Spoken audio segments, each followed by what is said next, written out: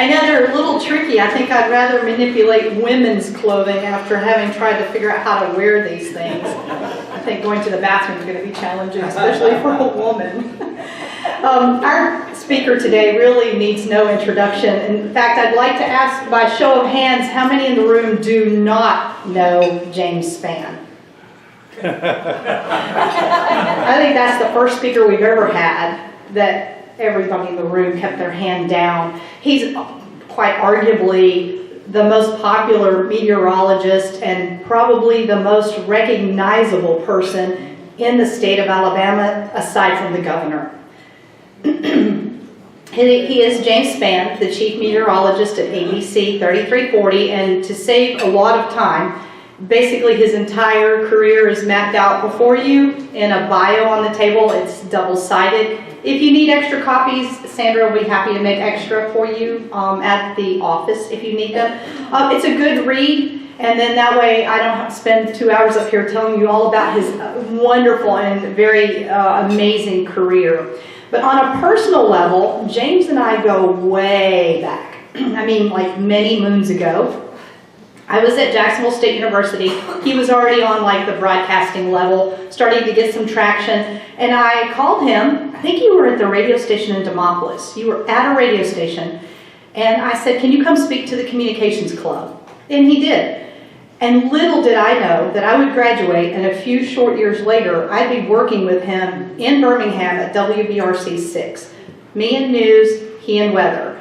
We would oftentimes find ourselves in the truck together because we would end up at a story that he would cover for weather and I'd be covering it for news, and typically involved a tornado. Beyond that, we ended up working together. When I was at Thunder 92.7 as the news director, he would call in and give banter and commentary and weather at WTDR at Thunder 92.7 in Oxford. We bumped into each other at book signings. Most recently, about a year ago, I was surprised I bumped into him at Grandview Medical Center, and maybe he'll tell you a little bit more about his involvement with the medical center. And of course, I'm a weather buff as well, having recently served as a weather broadcaster at Channel 4, TV 24 locally. And I can tell you that my passion, even though I've been to storm spotter school and such as that, never will match that of James. And I can show you or tell you for sure that he is the real deal. What you see on television is that genuine person that you get in person, having worked with him. So it is my pleasure and my honor to introduce a former colleague and a friend for life. Please help me give a warm Kiwanis welcome to the one and only James Spann.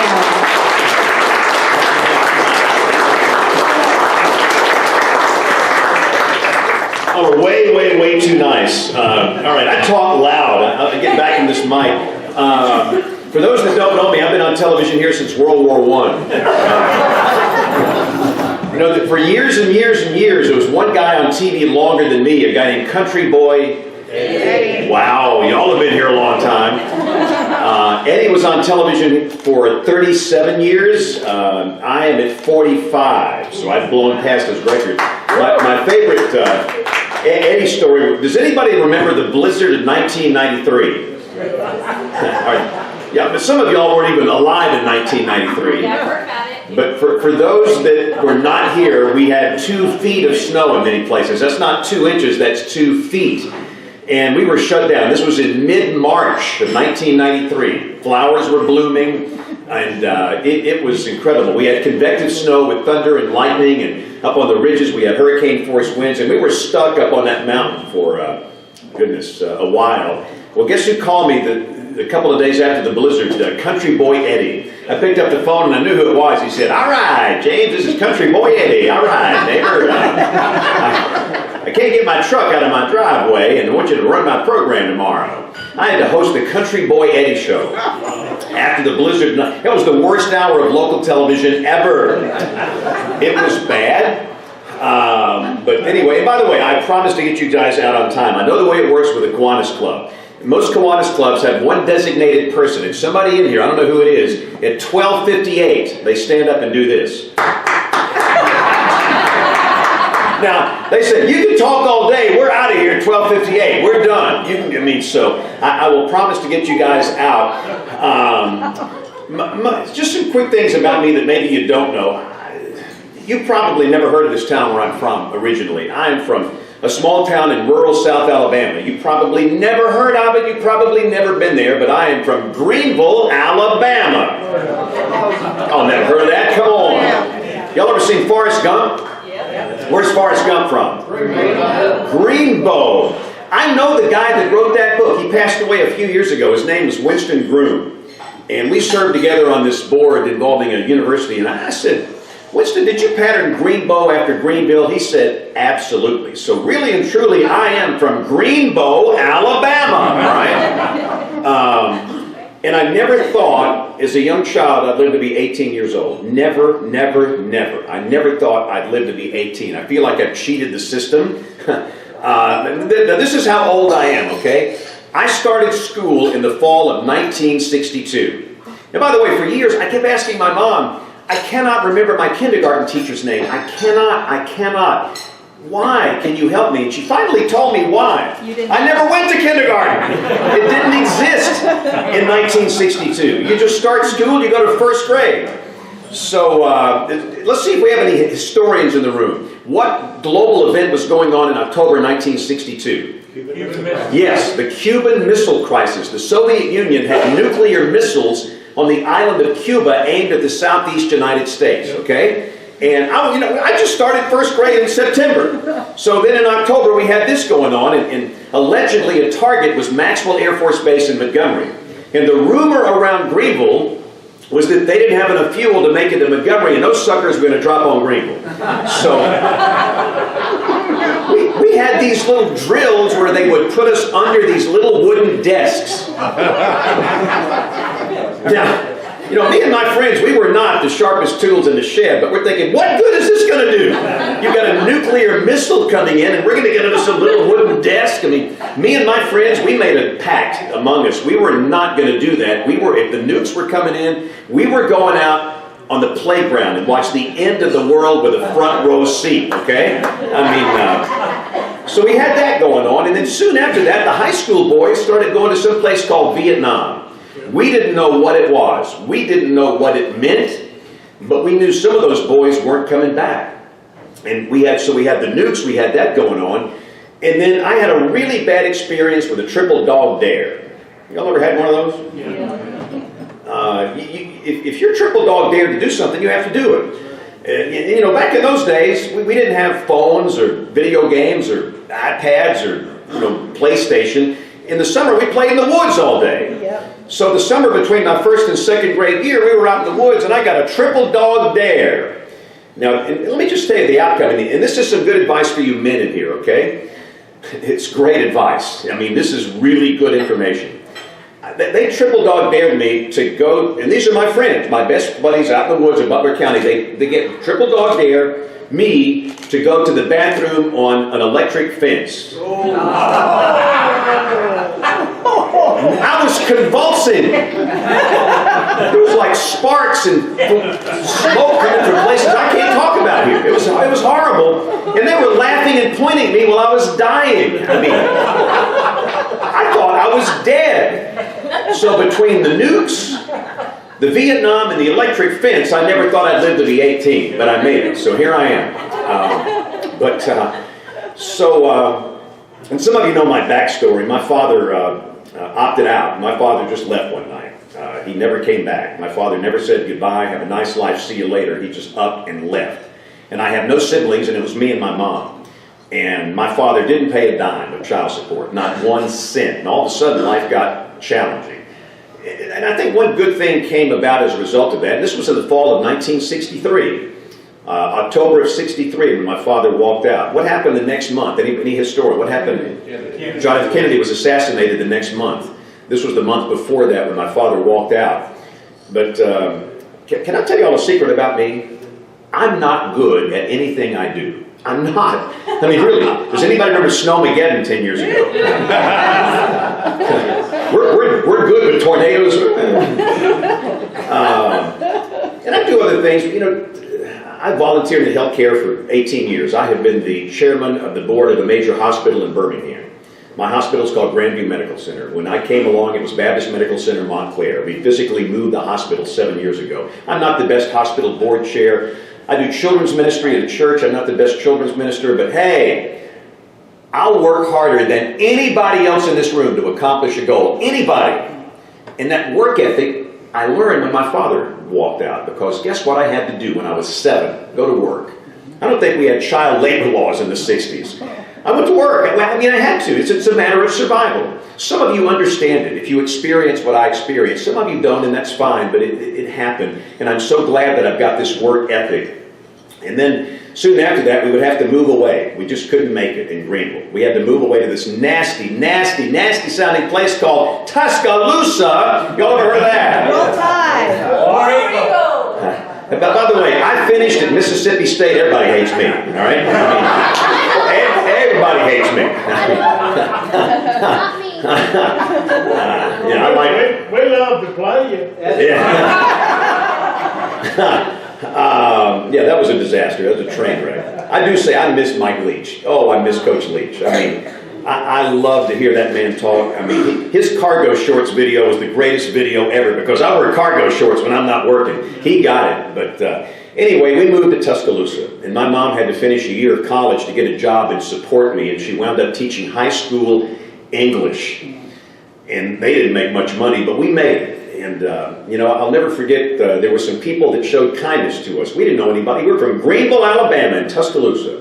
But there were some wonderful people that loved us, encouraged us, and helped us, and we made it. And by the way, there are hurting people around here, just like me and my mom. You know that. Within 5 miles of where we sit right here. Within 2 miles of where we sit right here. And I look back on it, and I'm thankful for those people that supported me during those hard times. I used to sell programs to get in the football games free at the University of Alabama. I could sell those suckers. I was good. You know, it's funny. Here I am today. I still work to get in those games free. Nothing has changed. I mean, has anybody ever been to an Alabama football game? You know, you see me in those jumbotrons doing the weather. I don't get paid a dime for that, but I get in the game free. It's like, if I guess what I'm doing tonight. Hey, Coach. Yeah, I've got to be on the Nick Saban show tonight. He called me last week and said, hey, that was the greatest show I've ever. I was on it last year. That was the greatest show I've ever done. I want you to come back on the show next week. So I said, okay. And I like Coach Saban. I really do. I mean, I've been working weather for him for years and years and years and years, and I like it. He demands excellence, and I like that. I really do. I need somebody breathing down my back. Look, I know if I screw up a forecast for one of his football games, he's going to be breathing down my back, all right? In fact, I got to do something cool before the South Florida game, or what was it, UC, the one they played in Tampa. I think it was UCF, South Florida. He said, if we win the coin toss, you're picking. I said, what? He said, you're picking. Wow. Based on the weather. And he wanted to get his offense out there before that storm blew in. And I said, all right, Coach, if you get the coin toss, you're going to receive. And he did, in which they normally kick off if they get the coin toss. They want to get it in the second half. But that was kind of a bad game. But anyway, he didn't blame me. But we have a lot. Coach Saban is a weather dweeb, a nerd, dork, weenie. He loves weather. And he likes talking about weather. So we'll talk a lot about life and weather on the show tonight. But I like that. And I love the Vince Lombardi. Who was doing the Vince Lombardis? That was awesome. Yeah. Look, the one thing about Vince Lombardi, he said, all of us, everybody in this room, your goal is perfection. That is your goal and your job, perfection. You will never achieve it, but on the journey, you will achieve excellence. Right. And I just love being around people like that. But anyway, I've been doing weather for 45 years, and you know, the one thing that still haunts me is what happened here 12 years ago. Does anybody remember the tornadoes of April 27, 2011? Yeah. 252, what number does that represent? Yes. The number of people that died that day. That's inexcusable for anybody in here. Anybody, me or you. And we've all got work to do. We've all got work to do. And it's always in my mind, because what's about to begin here in less than 1 month? What begins the 1st of November? Fall tornado season. Tornado season. Alabama's tornado season is November through May, all right? And it's funny, a lot of people, they think we always have tornadoes in the spring. Well, yeah, that's a big time, but the season begins in November. Every year when we have a tornado around Thanksgiving or Christmas, people say, I can never remember a tornado here around Christmas time. What do you mean? It's the middle of the season. It's the core. I could write books on November, December tornadoes here. People have a warped memory when it comes to weather. I have learned that. Goodness gracious. One guy every year, this guy, he'll send me an email. When I was a boy, it turned cold on Labor Day. And it stayed cold until Memorial Day. What happened? What? I'm old as dirt. I was in the high school marching band in Tuscaloosa. Those wool outfits we wore, we were sweating like a mule in October and November. I mean, it's like, gosh. We have these warped memories. But anyway, the tornado season begins in less than a month, and I guess that's what's on my mind today. Hey, these were precious people that died. I've memorized almost every single name. Not all of them, but almost every one of them. I know their stories. I know a lot of their surviving relatives, all right? 251 names. There were 252 deaths. One infant, he was not born yet, was killed and did not have a name. But I think about who they are. Some were high income, some were low income. Some lived in the city, some lived out in the country. Some were infants, some were old people like me. It affected every people group, everybody in here. And it's very motivating for me. I might drive by 31 Beverly Heights in Tuscaloosa. You've probably never been there and you don't care, but I do. At 31 Beverly Heights, you had Will Stevens, Danielle Downs, and Lauren Brown, 3 high school friends that were in college. They wanted to ride the storm out together. All 3 kids died at 31 Beverly Heights. All of this stuff is in my mind. I could talk about this forever, but the bottom line is we just got work to do.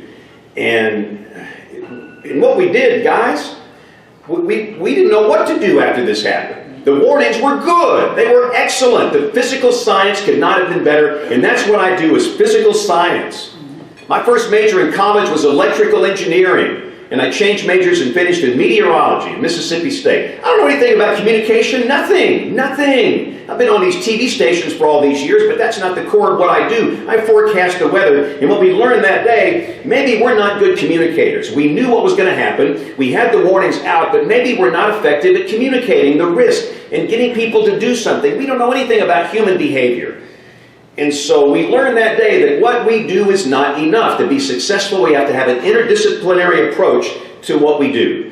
And so we brought in social scientists, people that understand human behavior. And I wanted to help us. And they have. They have really been good for us. We're so much better now than we were in 2011 when this happened, okay? And we've learned a lot about what went wrong April 27, 2011. In some cases, the lead time, 45 minutes. 45 minutes to do something, and all these people died. And let me just say, in some cases, in about 30 cases, people heard the warning, they did the right thing, and it was just their day. There's nothing else we could do about it. It was their day. But for about 222 people, they ought to be in having lunch with us today. And so real quick, I'll get on my tornado soapbox for a few minutes. And the number one reason people died, April 27, 2011, what is it? Number one reason people died. And this is what I challenge them to tell me. I want you to tell me why all these people died. I want to know. I have to know to be better, okay? We can only learn from our failure. That day was our greatest day. It was our worst day. Our biggest failure, our biggest success was April 27, 2011. And these days happen about once every 40 years. The next time we have a day like that, I'll be at the cemetery. But hey, all it takes is one. And by the way, I can tell some of y'all have checked out. I can read a crowd. I'm good, all right? I do children's ministry, and I'm in an elementary school every day. I was at Donahoe School, lower school today, all right? I mean, I can read a crowd. And some of you have checked out because I know what you're thinking. You're thinking, well, tornadoes don't happen where I live. Everybody's got an excuse. And that's one thing we've learned. Let me tell you, I probably shouldn't share this. We're just talking between us, all right? I was speaking at another civic group here, not this one, but another one, probably about 8 years ago. And an older gentleman came up to me and he said, You know, Mr. Spann, we don't have tornadoes in Anniston anymore. I said, what? Why? Well, we've always had Coldwater Mountain, and since they built that Interstate 20, they stopped coming through here. And this guy was being serious. He was being serious. This was not a joke. I thought he was joking, and then I realized he's being serious. That old US Highway 78 wasn't up stopping Interstate 20, so you got something going on out there with the wind currents where they don't come through here anymore. Well, let's just build an interstate around the whole country, and we won't have them anywhere anymore. And everybody's got an excuse. It's always a mountain, it's always a valley. My grandmama said tornadoes always split and go around. No, they don't. Tornadoes are steady state vortices. They don't split and they don't turn left and right. They're very steady state here. And everybody's got an excuse, and people will check out on our message because tornadoes just don't happen where I live. I remember the Iron Bowl in 1983. Y'all aren't that old.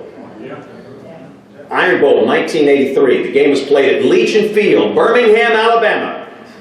And we had a rotating wall cloud with a severe storm that went right over the stadium. They never stopped the game. It was insanity. And by the way, y'all know lightning kills more people than tornadoes. That's the reason we stopped the games. I've stopped a bunch of them in my life. The rule is how many miles? 8. 8 miles, okay? Goodness, we had a 16-year-old girl killed by lightning in Florida 2 weeks ago. Brilliant, brilliant, brilliant girl. Her whole life in front of her. She was killed. They were hunting. They couldn't get the shelter, and she was killed by lightning. And people just blow that off. But listen, we stopped those games for a reason. But we had this severe storm, and they just kept on playing. Go to YouTube and watch it. Keith Jackson. I've never seen anything like this in my life. Well, the same storm didn't stop in Birmingham. It kept on trucking east. What happened on that day? Anybody remember? You got that right. The Winn-Dixie, Sky City, Oxford, right over here. It killed some people in the Winn-Dixie. I think the death toll was 2.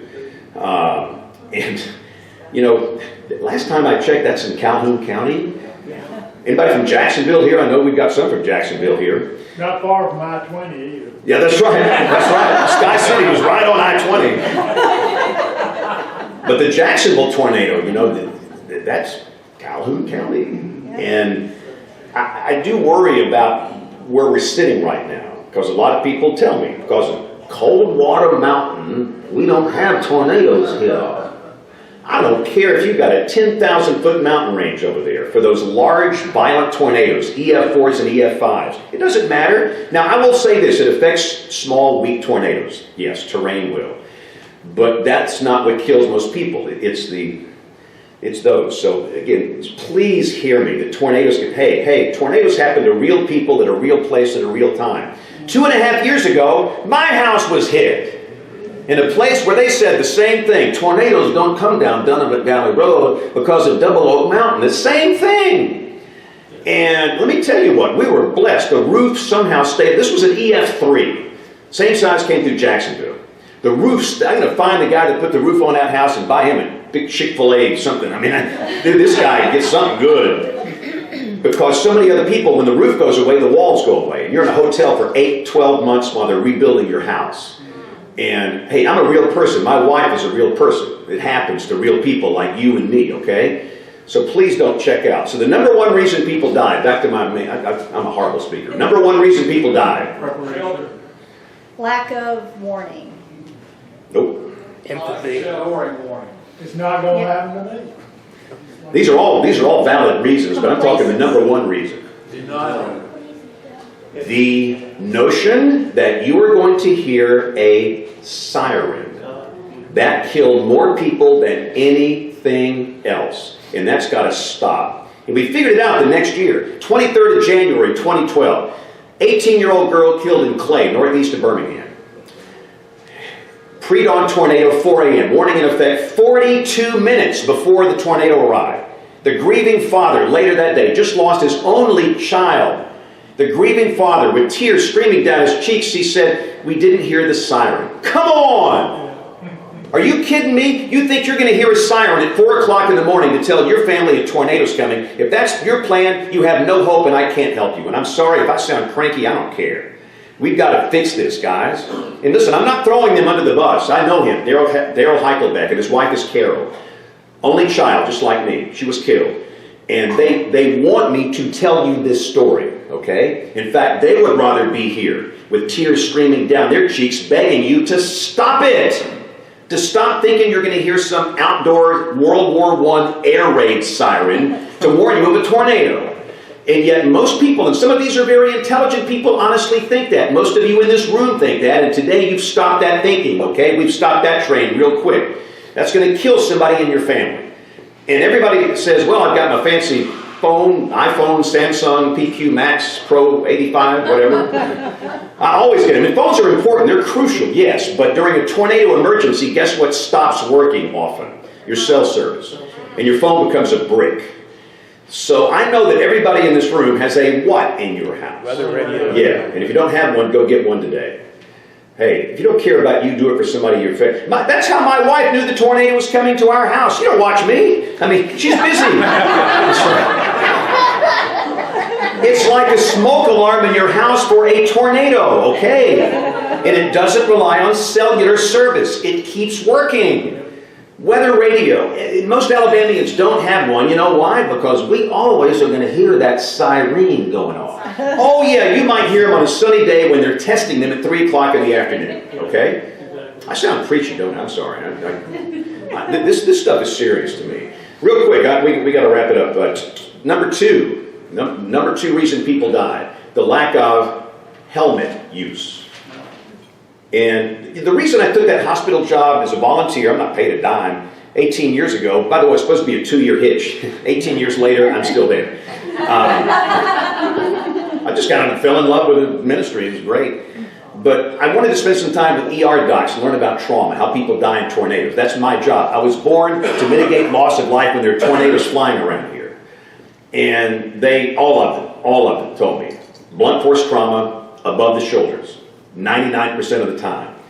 And so if you put on a cheap $5 bicycle helmet, if your kids play sport, a batting helmet, a football helmet, a motorcycle helmet, that enhances your chance of staying alive. And look at the long video, April 27, 2011. We stayed on TV 15 hours. How many times did I mention that? Not once. Blood's on my hands because I didn't do that. Shame on me. And we've got to do better of getting the message out and people worrying. But by the way, this is not for kids. It's for everybody. Every human life is precious. Every human life is precious, okay? And I'll say putting a bicycle helmet on me, an old man, it's not a good look. It's like lipstick on a hog. It's not a good look. But hey, it will keep me alive during a tornado event, okay? So that's the number 2 reason people died. And a big problem we had in 2011, we had too many false alarms. And that's our fault again. It's on us. And we fixed that. We've gone back to basic science. And we don't issue the warnings. The National Weather Service does that, but we're all part of the same team. And we spent a lot of time on this. The false alarm ratio was 83%. Of false tornado warnings were false alarms. That's horrible. It's crying wolf. And we heard this in the research. I hear tornado warnings all the time, and nothing ever happens. But now the FAR is down to 28. I never thought it would be that low in my life. There's always going to be false alarms. So we have worked on the basic science. So my encouragement today is simply as we approach the tornado season is to go get that weather radio. You can buy them here in Anniston. Support a local business, okay? And it's not hard to program. It's not. I know that we have these events, but you can program them yourself. And you put the counties in there that you want. And then that's the key thing is getting the warning. And then the other complex thing, and I'll stop because we got to go. I'm about to hear this guy. I just hear this guy going on. It's mobile homes. And listen, mobile homes, they're wonderful, affordable housing. I know this state better than anybody in this room. I will tell you, they're a godsend where people can live in a safe, affordable home. But it's a death trap during a tornado. And we got work to do. For a lot of folks that live in mobile homes, they have no transportation. It's easy for us to say, you got to get out of a mobile home. Well, what if you can't? And there's not enough shelters, and it's a very complex problem. But I'm just saying we're working intensively on that. And we're doing a very poor job with certain people groups, people that don't speak English. And it gets into politics. I don't give a rip about politics. I'm a no-winger. I don't care. But my job is to prevent loss of life. That's it. I don't care who you are. And we've got to do better for those that don't speak English because it's bewildering to hear me not understanding what these images are, what it means. So I will tell you that I'm very energized. I'm like, we talked about this on the show last year with Coach Saban. We're both going to drop dead doing what we do. All right, he's going to drop dead on the sidelines. I'm going to drop dead on the green wall because we're energized and this is what we do. But we're working to make it better. But we need your help. Get that weather radio and we'll be safe. Thank you guys for letting me come. You'll have a great day. And now you can stand up and